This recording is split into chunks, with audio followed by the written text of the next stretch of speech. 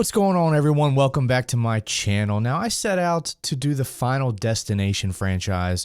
I was going to rank the movies, but that seemed kind of silly because they're all pretty much the same. I mean, it's a setup, premonition, and then some survivors end up getting picked off one by one in somewhat creative, sometimes not creative ways.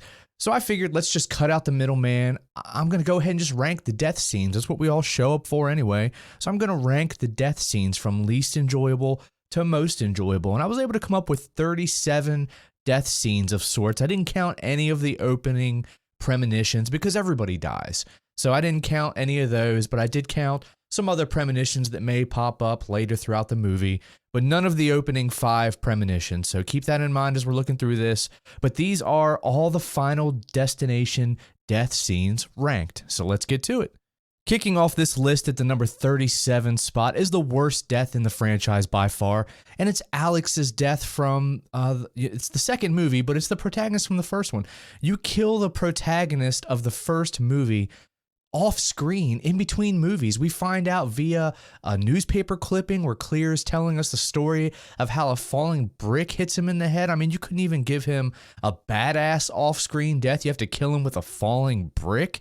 I mean, this is the worst, easily the worst in the franchise, and we're starting off the list with this. Number 36 is Eugene and Clear, and we have the other survivor from the first movie, and you just unceremoniously kill her via an explosion. I mean, the twist there was fairly decent, I suppose, but it was a very unceremonious way to kill, up till that point, the biggest character in the franchise, someone we thought maybe might make it through a movie or two, but nope, she goes to see Eugene at the hospital, and you kill 2 birds with 1 stone, one very lame-ass stone, in my opinion. Not a fan of this kill. Number 35 is Agent Block in the 5th movie, and it's just a standard gunshot. He gets shot in the back by Peter, the villain of the movie, and it's not that bad. I suppose it's a pretty vicious, moment for sure, but it's just a gunshot in a movie where we're looking for super creative kills. So by that, it's barely out of that top spot, just beating out a couple of kills that I really hate. Number 34 is Jonathan, one of the survivors from part 4. And we don't even know this guy. I mean, for most of the movie, he doesn't exist to us.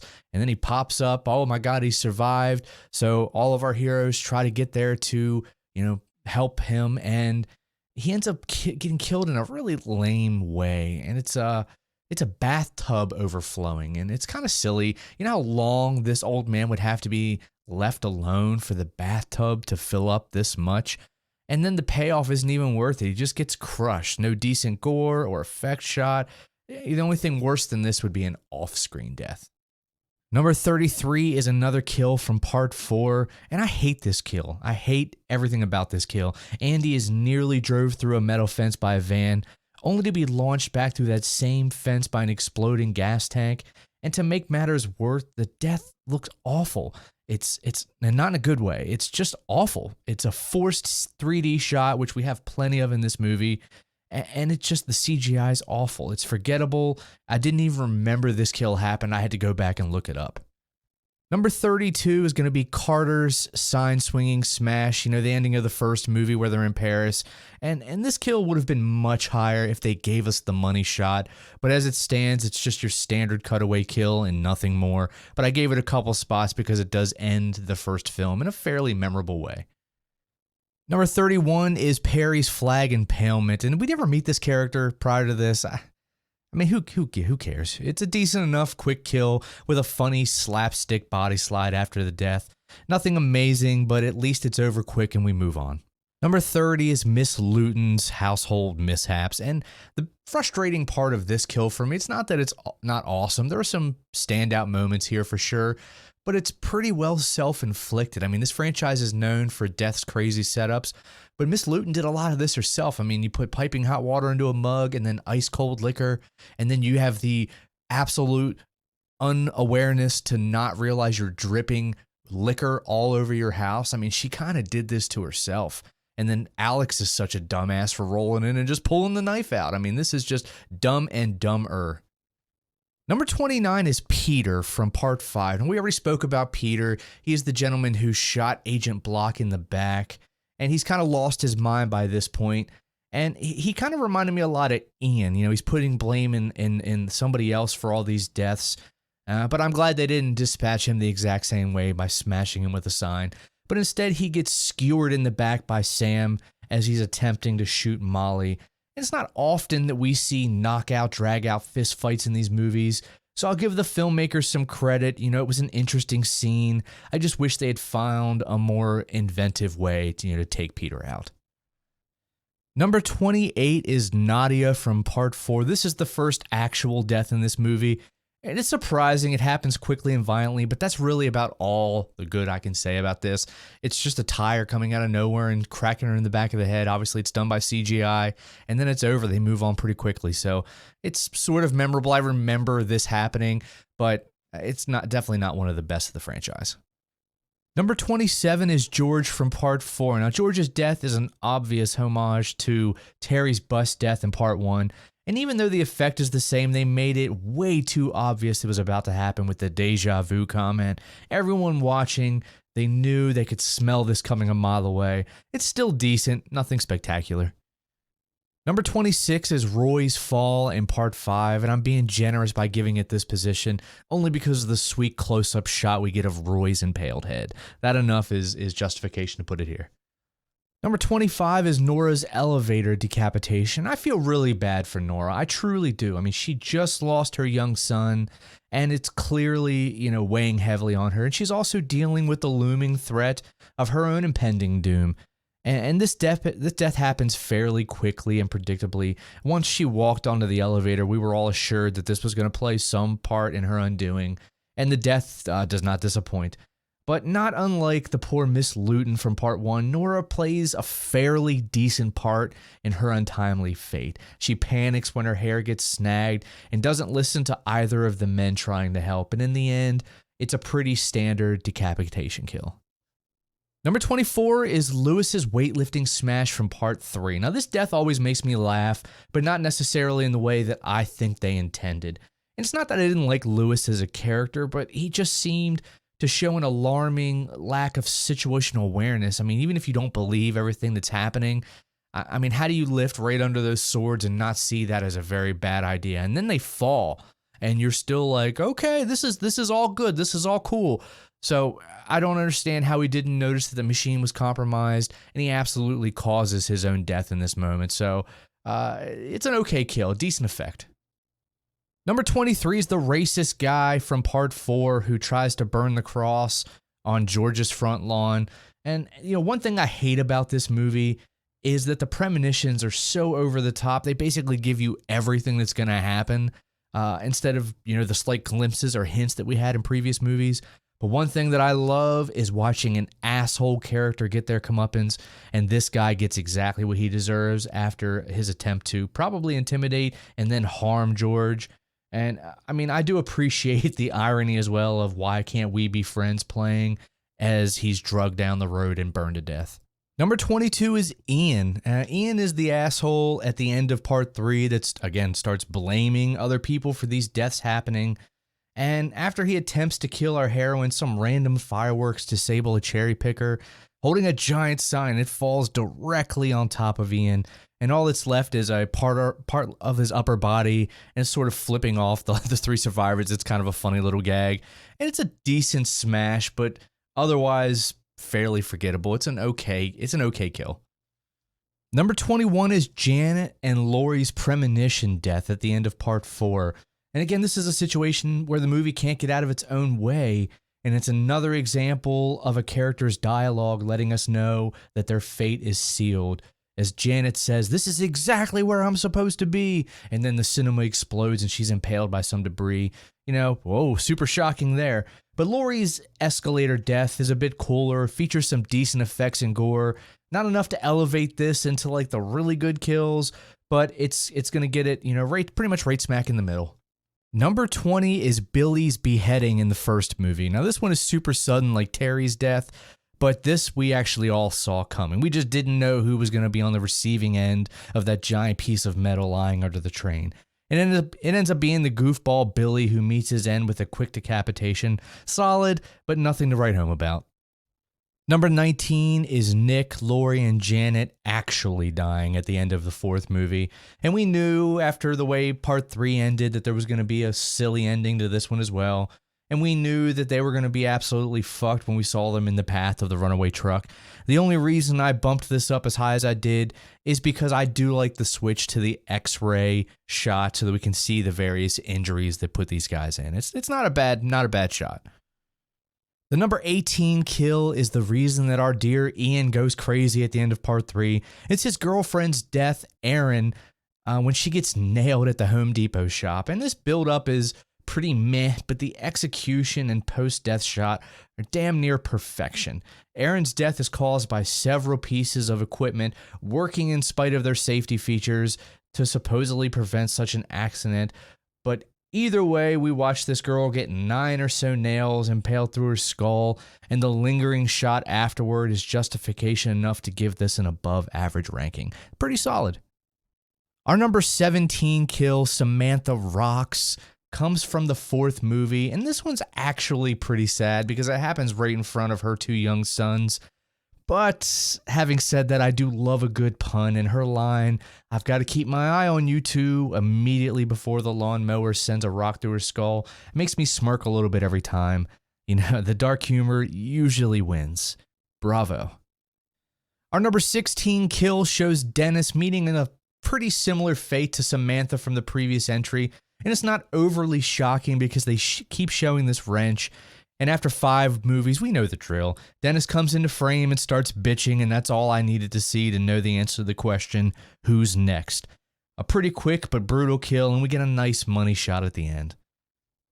Number 15 is Rory getting sliced up by the fence in part 2. Now, I've always loved this kill because it comes immediately after another solid death, and it's pretty inventive. After Kat dies and drops her cigarette, the small flame makes its way to a pipe filled with gasoline, and I'm sure you can figure out the rest. Explosion, flying barbed wire fence, cut into sections.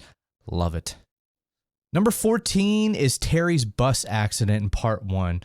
And this death is impactful mainly because of how sudden it is. We were new to the franchise, and I just remember jumping in the theater on first viewing and was left sort of shook at how violent and abrupt her death was. This is an absolute staple kill of the franchise, and one that most people remember.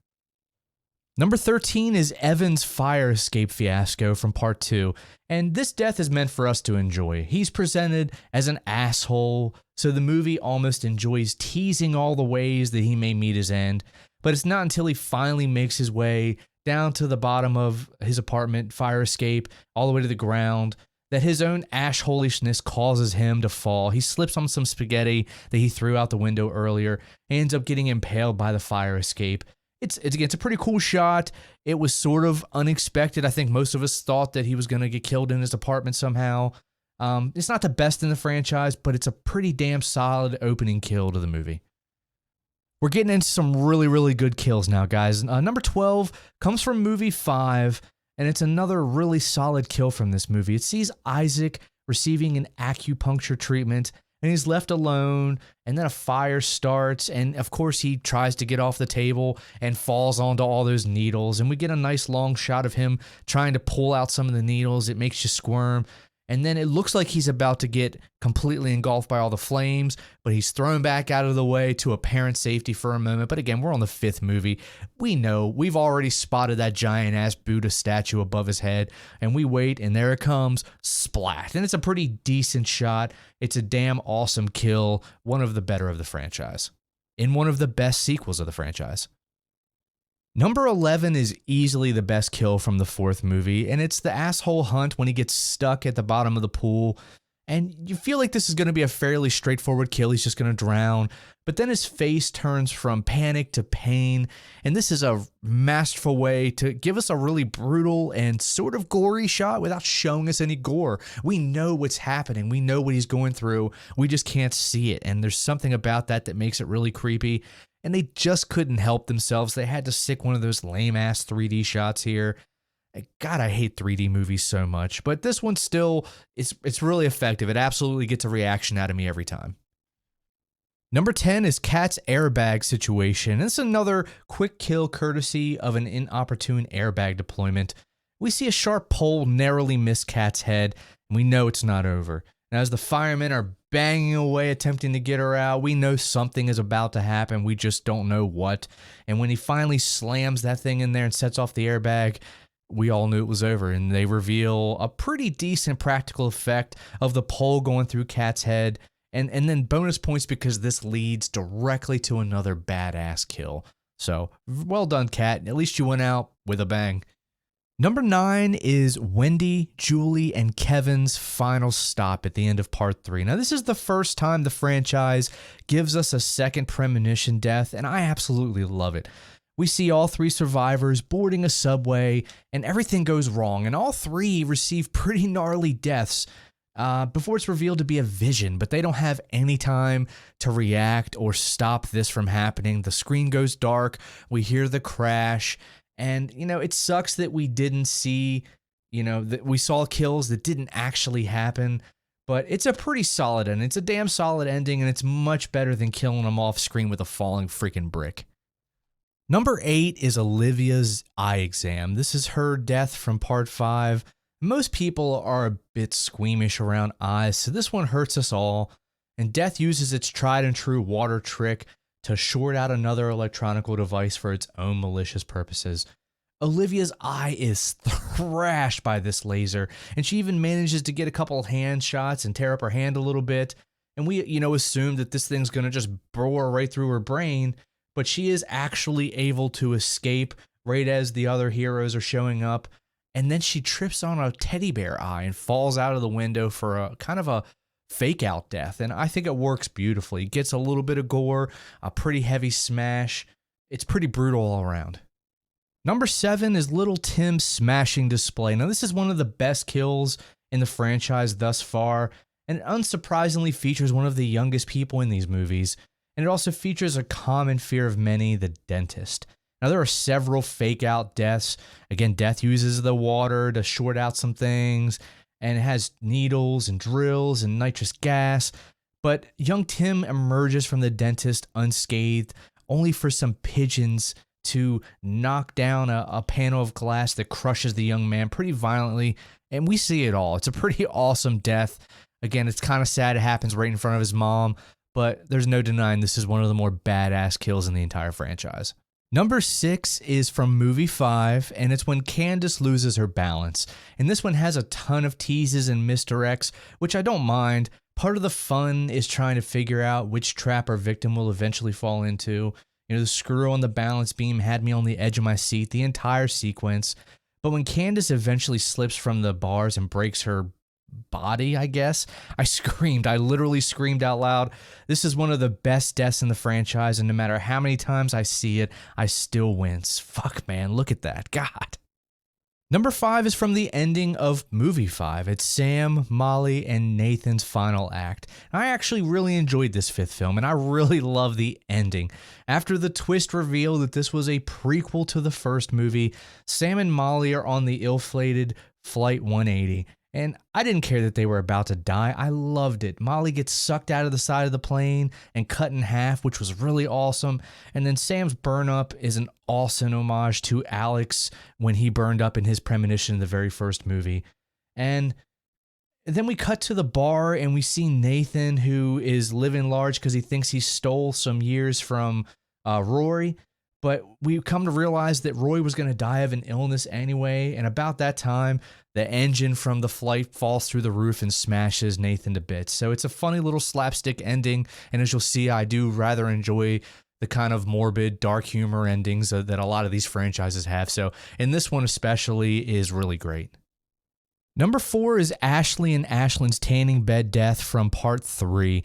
And this kill has a pretty solid setup with almost everything being somewhat believable based off the actions of the girls, prior to entering the tanning beds. The shelf falling off and wedging between them was pretty convenient for death, but as far as this movie goes, that's not too bad. But this one is really slow and painful to watch. And of all the, the deaths in the franchise, this might be the one that I would least like to experience. So it's a pretty rough way to go. It doesn't hurt that you get a couple, naked shots of some beautiful women if you're into that sort of thing. So this death definitely works for most people. It's one that a lot of people remember. and it's my number 4 entry. Number 3 is Todd's bathroom strangulation from part 1. Now, this is the first actual death in the franchise, and it's one of the most brutal the series has ever given us. Todd's death is so believable, and as far as this franchise goes, only slightly influenced by Death's shenanigans. And it's always tough to watch someone strangled to death, and seeing Alex's friend meet this brutal fate shows us exactly what we were in store for during this film. So buckle up, y'all. Number 2 is Frankie Cheek's engine smash. Now, I love this kill because it's pretty believable as far as this franchise goes. Runaway vehicles happen fairly frequently, and it's not crazy to think that a box truck may temporarily block your door from opening. And you add in some solid gore effects, and you've got me hooked. But we also get a longer peek of the carnage than this series typically gives you after the kill, so bonus points there. This is absolutely one of my favorite deaths in the entire franchise. Frankie didn't deserve, this. He was kind of a prick, but this was a pretty brutal death. So, but again, big, huge bonus points for the nice, money shot at the end there, and the funny little slapstick engine final, rev. This kill has everything for me. And number 1 is from part 2. It's the farmer's son getting blown up at the barbecue to end the second movie. This is quite possibly my favorite kill of the franchise. It's going to secure the number 1 spot for now. It checks all my boxes. Young person in peril, check. Surprise kill, check. Gruesome aftermath, check. And a very slapstick finish. This is perfection. This is what I show up for. I love, if you can make me laugh and make me wince a little bit at the same time, you've got me. And I think that this is one of the more hilarious but brutal deaths. I mean, this kid didn't do anything wrong. He was just at the wrong place at the wrong time. And it perfectly surmises what death is all about. Random chance, pretty much. But that's my list, everyone. I took 37 death scenes from the Final Destination movies and tried to put them in some reasonable order. Obviously, when you do lists like this, it's easy to switch a couple of the places around. For the most part, this is how I feel about these kills. The ones at the bottom don't really work for me. I either forgot that they existed or don't think they really have anything to offer. You get towards the middle of the pack, they're decent, and then, the top third of this list is pretty choice stuff. Some of the best kills of the franchise, especially the top 4, 5, 6, they're all great. So I love this franchise. I really am excited about the 6th movie. I hope that it brings more of, what we're used to is kind of creative and awesome death scenes. We're not here, to fall in love with these characters. We're here to see death do his dirty work. So if you give us more of that, the fans of the franchise will show up. We will see the movie, and I'm pretty excited. Guys, comment down below. You don't have to do all 37. Let me know your top 3 or 4, or even just tell me what your favorite kill of the franchise is. You want to tell me your ranking of the movies? I thought that was kind of arbitrary because they're all fairly similar. I will say that number 5 is probably my favorite sequel. I love number 1 because it started it. Number 2 is a lot of fun. 3 and 4 are meh, and then I really enjoyed part 5, especially when I went through and looked at all the kills. Part 5 had a lot of the really awesome inventive kills. So big fan of that 5th movie. I hope they can bring some of that energy to part 6. So y'all, thank you all so much for the support. If you're new here, subscribe to the channel. If you like the video, please like the video. It helps the channel so much. We're marching on to 500, and then we're going to go to hopefully to 1,000 and up and away. So I have a big kind of special event planned when I do hit 500. So if you want to help me get there, just takes a second. Click that subscribe button. Thank you all very much. Have a great day. Be good people. Be good to each other, and we'll catch you next time.